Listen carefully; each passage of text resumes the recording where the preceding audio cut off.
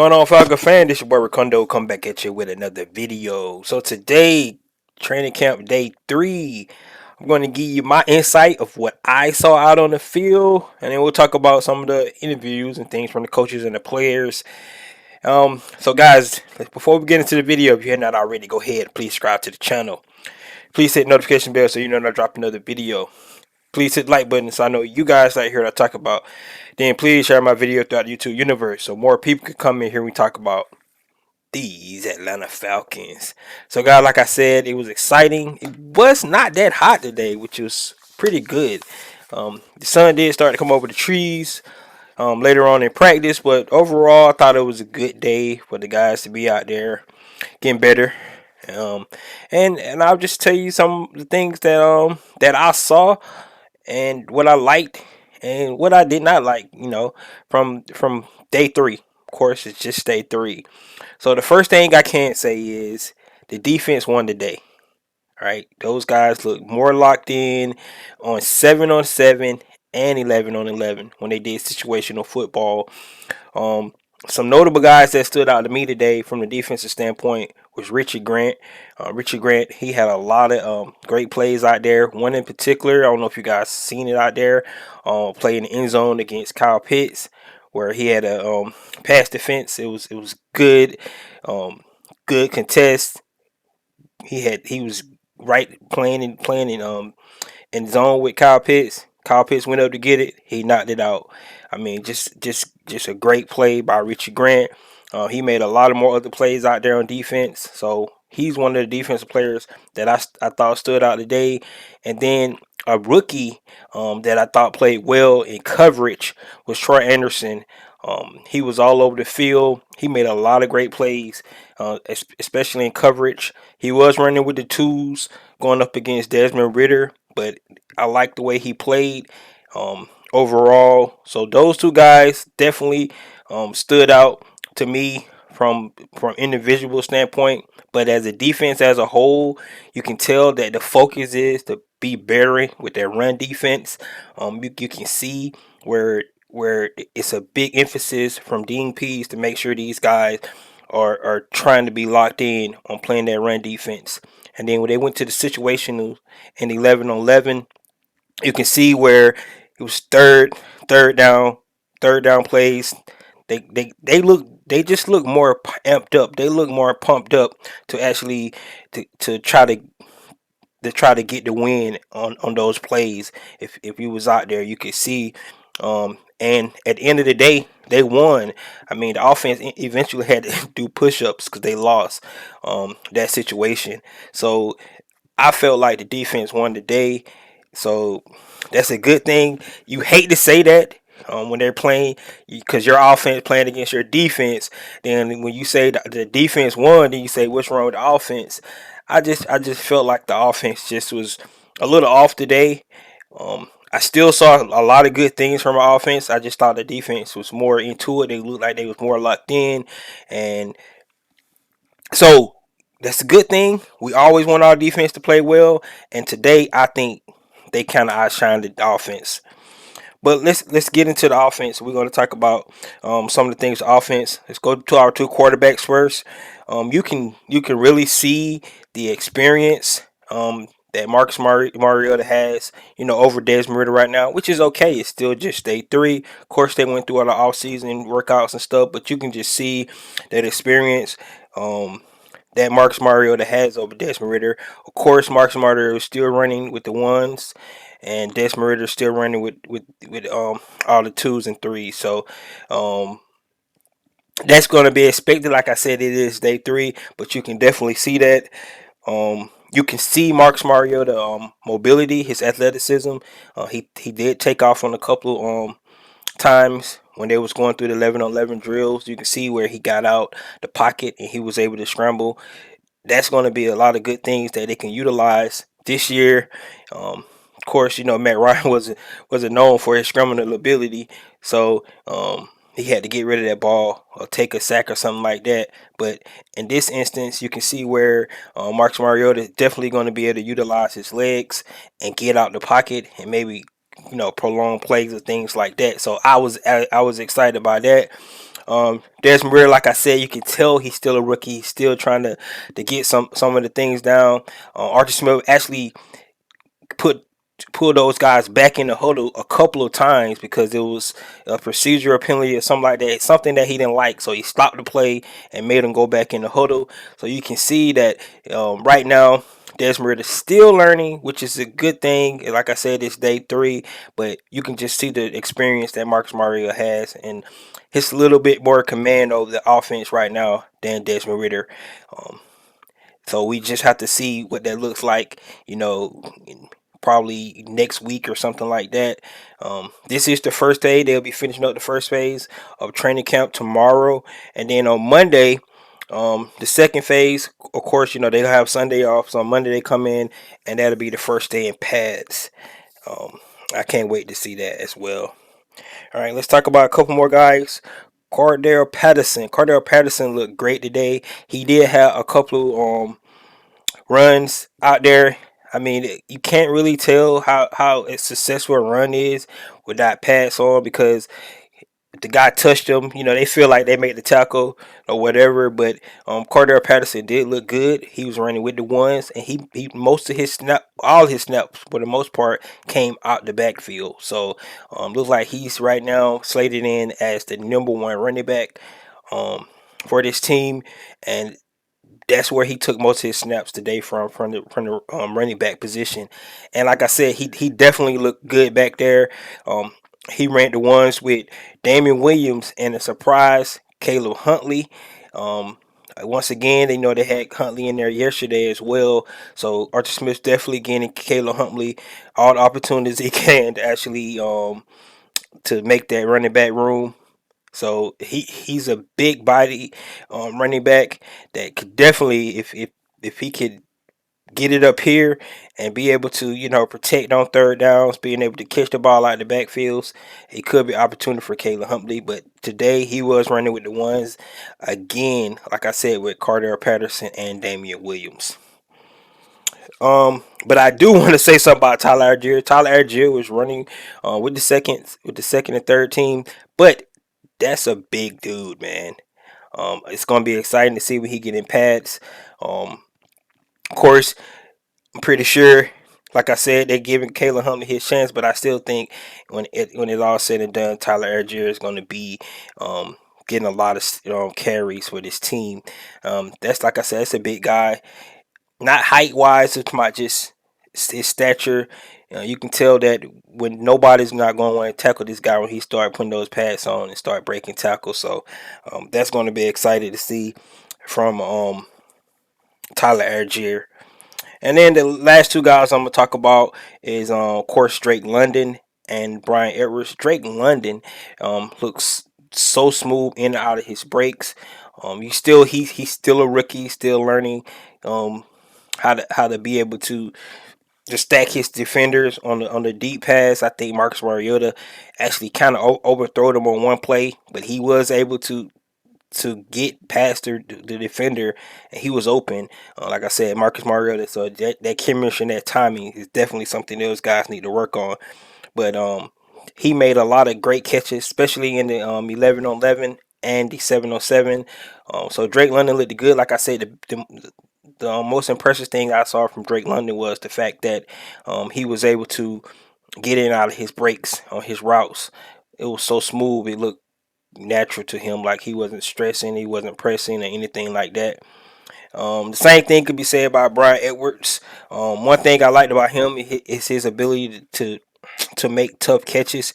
He made a couple of tough catches today. One was in 7-on-7 when he was falling down, but those hands was there. He made the catch. It was a pretty good catch because the defender was actually all draped all on him, but he was still able to come down with the ball. So those two receivers was definitely something that impressed me, that gives me something positive to think about with this receiver core moving forward. So guys, those some of the highlights that I seen today.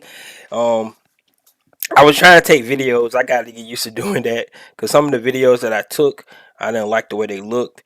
I was kind of far back, so give me time when I go back next time, hopefully I could actually give you guys some videos to actually post out there for you can see some of these plays that I'm talking about and how these guys look up close and personal. So that's my observation, what I've seen.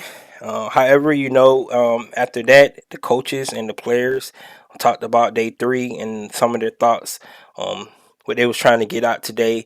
So we'll start off, of course, with Arthur Smith. He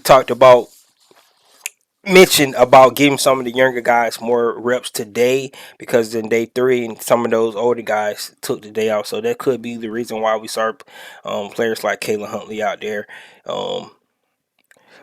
Not getting reps. I'm still trying to figure out why Tyler Algier was playing with the twos, but I'm pretty sure they have their reasonings for that.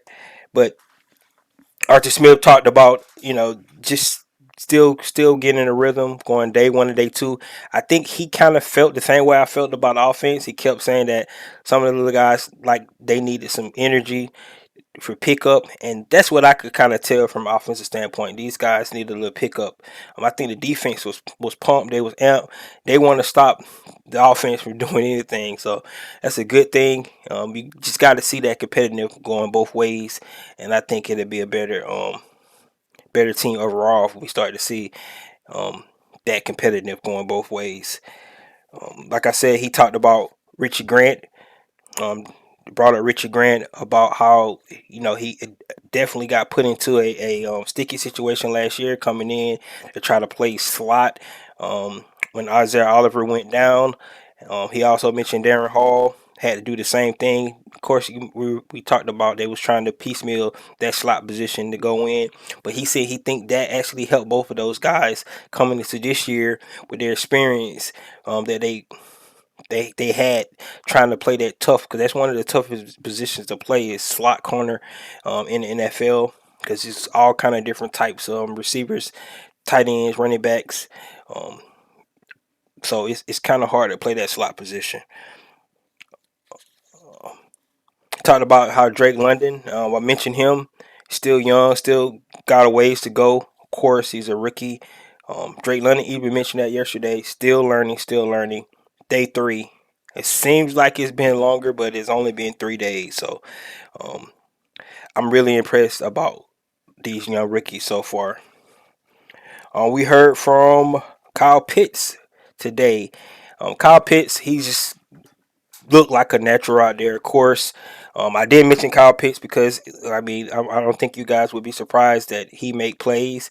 He did have a drop today, though. I was surprised about that, but other than that, Kyle Pitts looks like he hasn't lost a step. From year 1 to year 2. Now, even look like he's more comfortable, and he actually mentioned that the game has slowed down a lot for him going in from year 1 to year 2. Um, he's able to utilize the that gain has gave him confidence for the most part, and he understands the playbook a whole lot more, right? He talked about the quarterbacks and how it's different from Matt Ryan, where they'll be able to use their mobility to extend plays. He gonna have to adjust to that, being able to get open once those guys do extend plays. He did say he had goals set. One of the goals was definitely to have more than one touchdown this year. I think that's important for us. We know that big body unicorn should have more than one touchdown, but the way our offense was ran last year, we could only figure out they was going to bracket him. They was going to make sure that he wasn't going to beat them. Hopefully, with the weapons we got this year, that won't be the case. He also talked about being able to dissect the defense more because his understanding of the playbook. Like I said, the game has slowed down. So now, we all hear this from year 2 players. You stop thinking so much. The plays. You just go out there and play. And I think we know what we've seen when Kyle Pitts just go out there and play, how dynamic he can be. So I thought that was interesting. And then, of course, the elephant in the room that was asked to Kyle, Coach Arthur Smith, and to Kyle Pitts about the whole the national media and everybody saying how bad the Falcons going to be this year, right? Um, I think they're getting tired of it, just like us fans. Um, you go back and look at what Smith said about the predictions, how predictions out there they be so silly because people predict stuff, and the thing about predicting what teams going to do from the last year, previous year, um, this team is not nothing like the team from last year. So how could they predict that we're gonna be the worst team in the NFL? And they don't even know none of these players on these teams. You know what I'm saying? Like, so it's just I agree with Arthur Smith. I agree with Kyle Pitts. Kyle Pitts mentioned that you can't worry about what other people say anyway. You got to do what these guys in this locker room is going to be able to do. So I mean, it's I know it's for me. It's annoying. It's kind of disrespectful before these guys, but I mean we're gonna hear it all year. But the thing we got to do, we got to go out and actually perform, right? So even though the national media and I think some of our local media feel the same way that we're not going to be competitive this year, but um, it's not between. It's not up to them.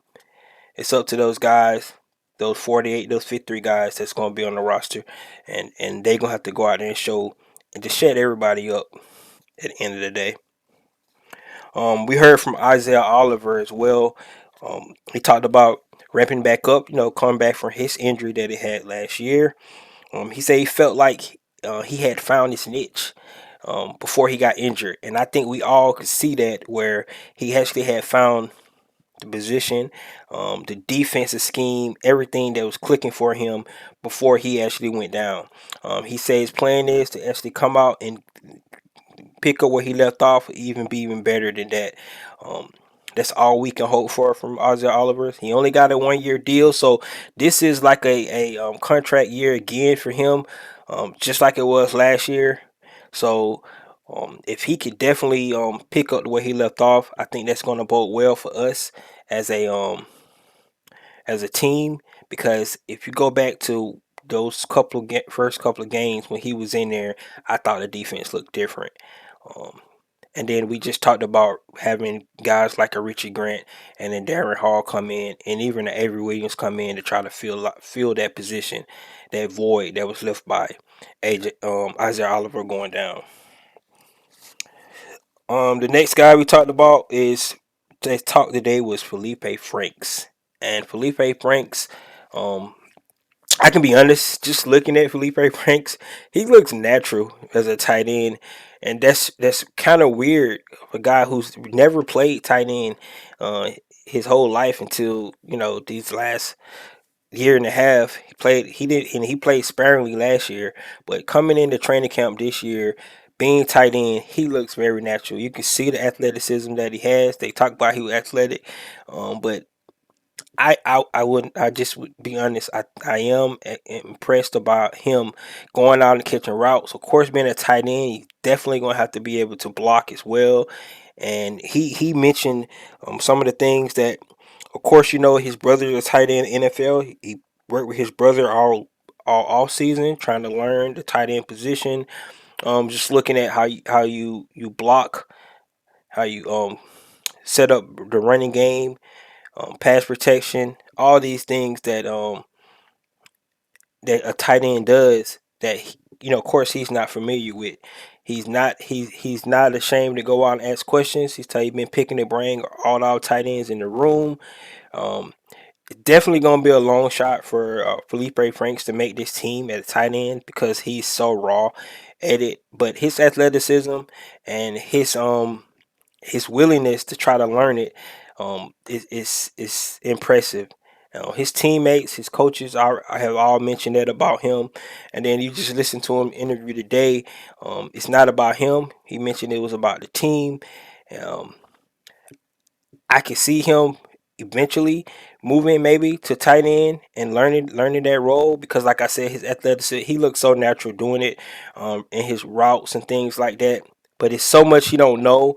So I definitely don't know if he could actually be a contributor this year at that position.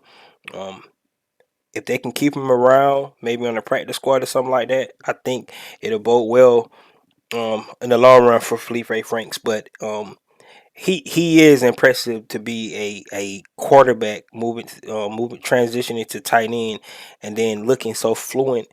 How he looks out there when he goes out for a pass. He made a great catch from Marcus Mario today on 7-on-7s. Like I said, it just he looks at natural running routes. It's definitely going to help him being able to um, being a quarterback and understanding route concepts and things like that. But the nuance of tight end is very difficult. We talked about it last year when Tim Tebow was trying to transition to that position, and that one play they showed where he missed the block completely. Um, that's the kind of things tight ends need to really focus on. At being a tight end, it's not just about going out catching passes. It's about all the other little things being a tight end. And then last thing, guys, Casey Hayward, um, just talked about being a leader, talking to the guys on the offense and the defensive side of the ball, giving them some little tips and nuances how they can make their game better. Talk about that dynamic duo between him and AJ Terrell.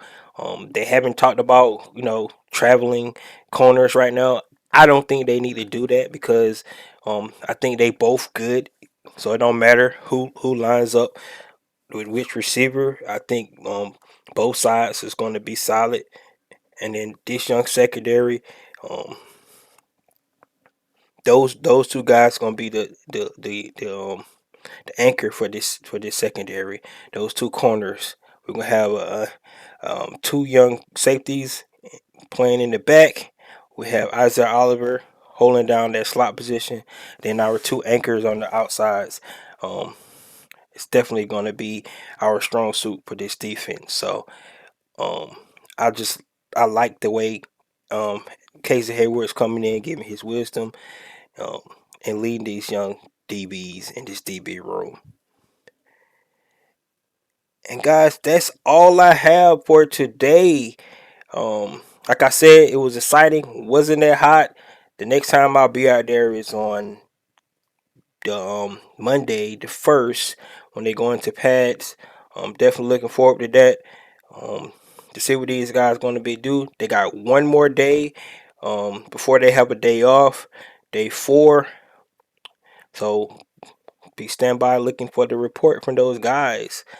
Day 4 is here. Training camp is going. These guys in full effect. So that's all I have. This is your boy Ricondo. Come back at you with another video.